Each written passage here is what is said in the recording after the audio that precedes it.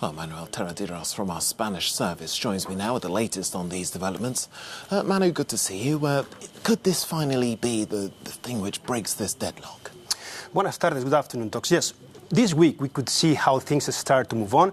As you said, the key now is the negotiations with the pro-independence party Esquerra Republicana de Catalunya, which is Oriol Junqueras' party, the leader who is in prison and about whom the European Justice said that he should have been allowed to be sworn in as a European MP.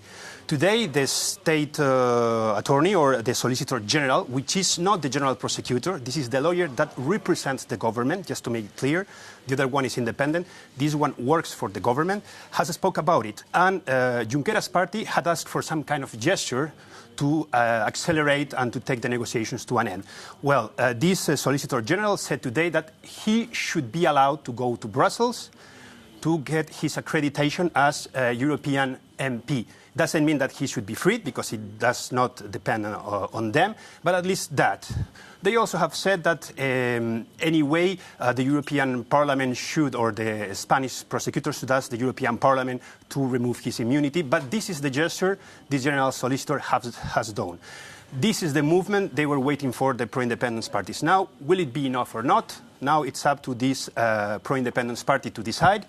They will do it maybe during this week. If they think it's enough, then we might see things moving on. And this week, we won't have an investiture vote to see if Pedro Sánchez is named Prime Minister, but we might, if we're optimistic, have the dates for this vote, and maybe next week we could have this vote and see if we finally have a government, because more or less, if I'm not wrong, it's 315 days of interim government in Spain. Okay, so Spain could be set for a new government for the new year. A lot of things still need to fall in line there, but given that this could be the first coalition government in the country since the 1970s, I believe, do you think it's likely to be stable? Well, we will see. It's something that we've never seen since democracy arrived in our country after Franco's dictatorship, and it's a very complicated political landscape. Till 2015, we had a system which was de facto with two parties, conservatives or socialists. Since 2015, we have more or less 5 big national parties with extreme right Vox, with Citizens, with Podemos.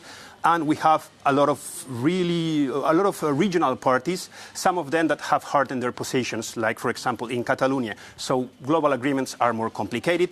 And next year, Pedro Sánchez, if he's elected Prime Minister, he will have to face the vote for the national budget, because we have the same, it's an extension since 2018.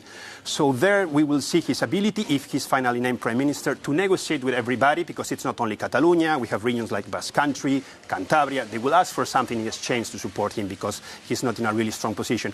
So we will see how long this government will last, this coalition government, as you said, the first we've ever had in Spanish democracy. Okay, so quite a few ifs and buts there, and a lot of horse trading in store as well.